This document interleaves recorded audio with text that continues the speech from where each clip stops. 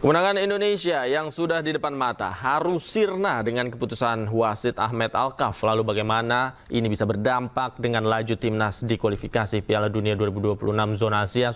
Untuk membahasnya sudah bergabung bersama kami manajer timnas Indonesia Sumardi, dan sudah bergabung bersama kami pengamat sepak bola Erwin Fitriansah. Selamat malam, Bang Erwin. Selamat malam.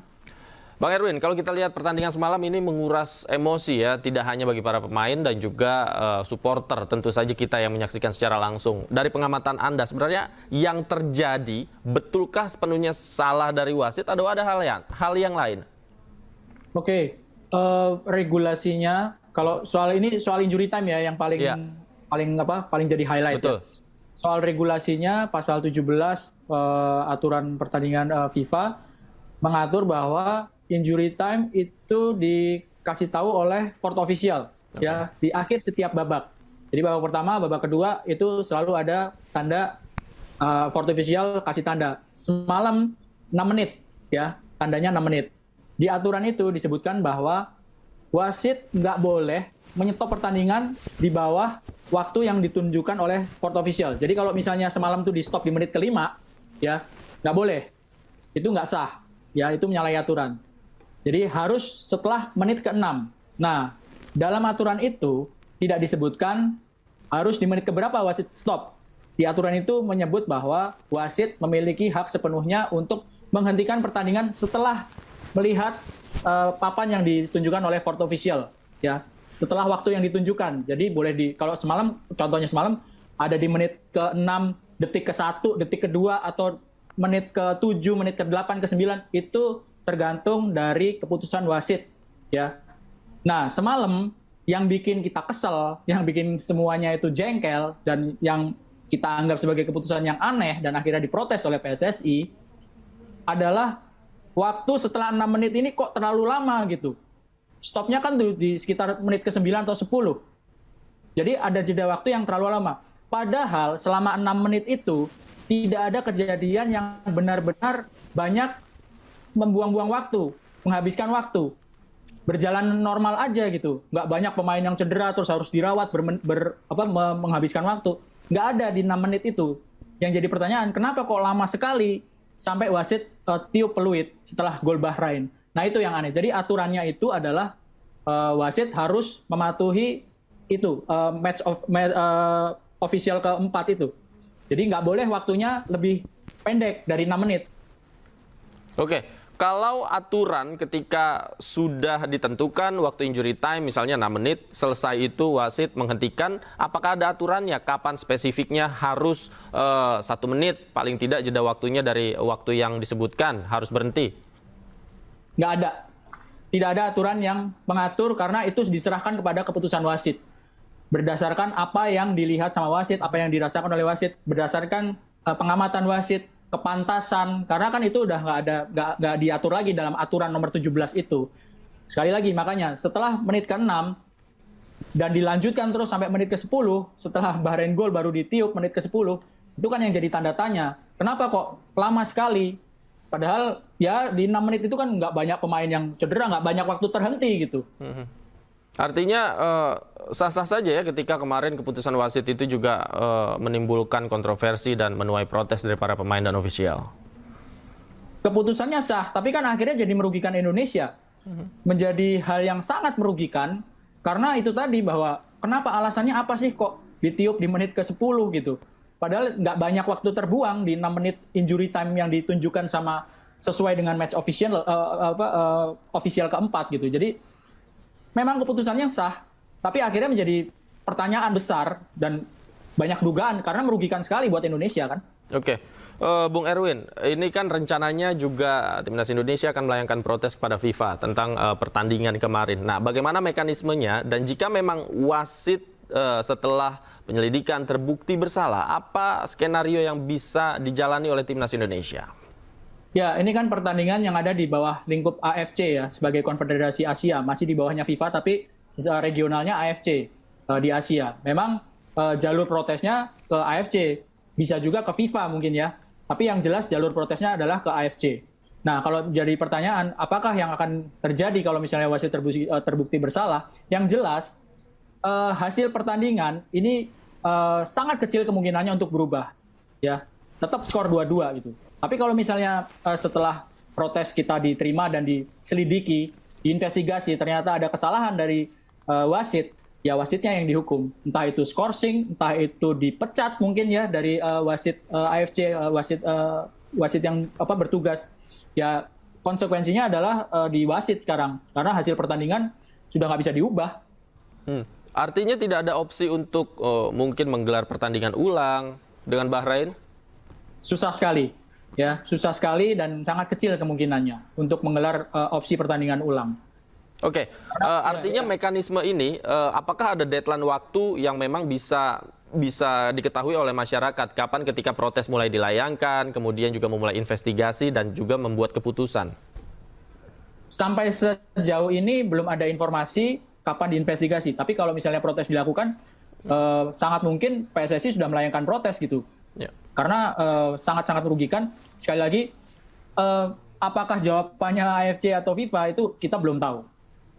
Oke, kalau dari pandangan Anda, Bung Erwin, apa sikap yang memang perlu diambil oleh Timnas Indonesia? Apakah sudah betul on the track ketika kita melayangkan protes kepada AFC? Harus. Protes itu bukan cuma perlu, tapi harus dilakukan. Karena apa? Ya itu menunjukkan sikap kita, menunjukkan sikap PSSI, menunjukkan sikap Indonesia ya dalam hal ini PSSI harus menunjukkan sikap bahwa ini pertandingan yang dipimpin oleh wasit dengan keputusan yang sangat merugikan. Semua orang bisa lihat kok, sangat merugikan dan memang harus diprotes, harus layangkan surat protes itu. Dan yang harus dilakukan lagi adalah mungkin ya Indonesia kan masih punya pertandingan home lawan Arab Saudi, lawan Bahrain di GBK. Ya harus ada antisipasi menurut saya dengan kejadian seperti sekarang, harus ada antisipasi dari PSSI untuk melihat siapa nih wasit yang akan ditugaskan, karena wasit dari Asia Barat itu sudah beberapa kali merugikan Indonesia ya, terakhir semalam dengan bukti yang semalam itu sangat-sangat rawan gitu, sangat riskan kalau misalnya nggak dikawal siapa nih penugasan wasitnya, apakah kita bisa melobi, karena kalau misalnya yang tanding itu tim Asia Barat dengan Indonesia misalnya, kenapa wasitnya nggak dari Korea, kenapa nggak dari Jepang, negara yang bisa wasit asal negara yang ya jauh dari kedekatan geografis gitu. Itu kan sebuah solusi yang mungkin harus dicoba gitu oleh PSSI. Karena apa? Ini posisinya Indonesia, Bahrain, Arab Saudi sama Australia itu nggak beda jauh loh. Hanya beda 1. Peringkat 2, Indonesia ada di peringkat 5. Kita nggak usah bicara Jepang ya, karena Jepang menang terus. Dari Arab Saudi, Bahrain sama Australia itu bedanya cuma 1 poin. Mereka 4 poin, Indonesia 3 poin. Jadi peluangnya masih sama untuk masuk ke Piala Dunia. Bahkan bukan untuk mengambil peringkat 3-4 aja, untuk lolos di peringkat 2, kalau 1-2 di grup kan langsung lolos nih, nggak pakai ke babak 4. Untuk ada di peringkat 2, kalau dilihat di hitung-hitungan sekarang, Indonesia masih punya peluang. Iya kan? Masih punya peluang dan masih punya pertandingan home lawan Bahrain, lawan Arab Saudi, lawan Cina, lawan Jepang. Oke, kita nggak ngomongin Jepang ya.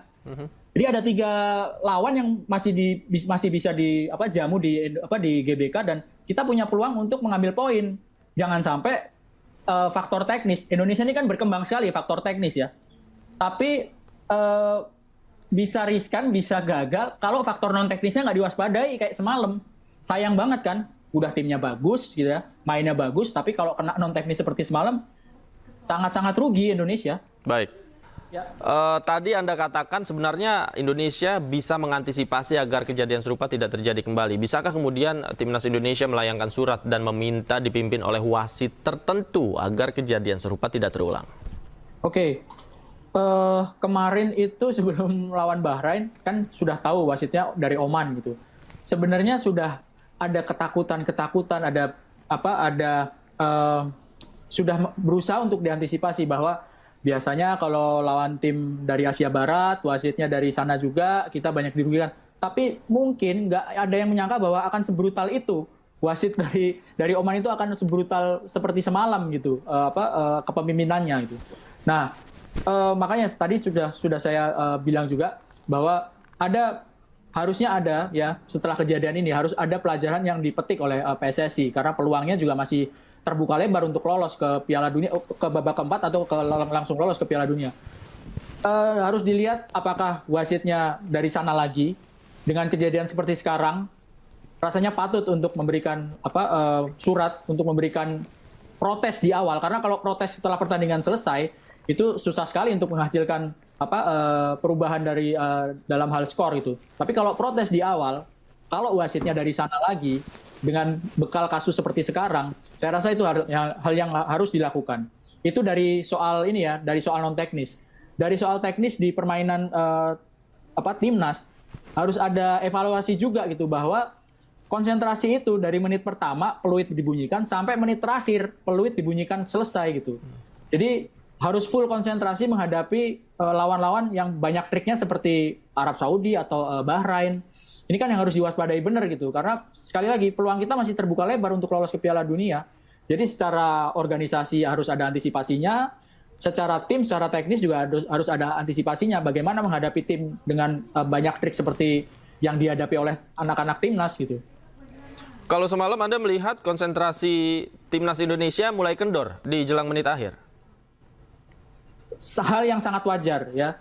Memang mudah untuk ngomong harus konsentrasi sampai full gitu. Tapi hal yang tidak bisa dilakukan dengan mudah, karena semakin banyak menit bermain sudah banyak, pasti kondisi fisik sudah menurun, dan itu yang kelihatan semalam gitu. Ketika datang tendangan sudut, ada 2 orang pemain yang bebas dan akhirnya bisa kebobolan, itu faktor sangat mungkin karena faktor stamina juga sudah menurun, konsentrasi dengan tekanan tinggi sudah ada di kepala dan di badan dari pemain-pemain yang ada semalam gitu. Sehingga pengambilan keputusan ya, decision maker, apakah ini kan nggak bisa dilakukan dengan mudah gitu kalau kondisi fisik sudah sangat menurun. Oke, Bung Erwin, terakhir di sisa pertandingan atau pasca pertandingan semalam meraih 1 poin, bagaimana Anda membaca peluang timnas Indonesia di pertandingan berikutnya? Memang ada baiknya dan harus ya sudah dilupakan pertandingan semalam. Ini kita baru dapat kabar Indonesia timnya sudah sampai di China, sudah sampai di Qingdao. Jadi lawan berikutnya adalah Cina. Sekarang seperti yang sudah saya bilang bahwa Indonesia ada di peringkat 5 gitu. Tapi selisih poin dengan sampai peringkat 2 itu ketat sekali, hanya 1 gitu. Jadi memang harus fokus karena peluang masih sangat terbuka lebar baik untuk lolos langsung atau menempati peringkat 3-4 hingga masuk ke babak kualifikasi keempat. Jadi harus fokus lawan Cina sekarang. Cina yang ada di grup ini ada di peringkat paling bawah, belum pernah menang. Ini kita harus bisa mengambil kesempatan. Asalkan jangan lengah, karena tim yang belum pernah menang kan pasti pengen menang, apalagi di rumah sendiri, Cina. Jadi meskipun belum pernah menang dalam 3 pertandingan, ini peluang yang besar, tapi nggak boleh lengah, nggak boleh terlalu jumawa. Dan harus dilupakan nih pertandingan yang sangat menyakitkan lawan Bahrain. Oke, baik. Terima kasih Bung Erwin Fitriansah sudah bergabung bersama kami. Sayang sekali hingga diskusi kita berakhir, Pak Sumarji belum bisa bergabung malam hari ini, barangkali ada agenda yang lain. Terima kasih Bung Erwin sudah bergabung bersama kami. Selamat malam, sehat selalu.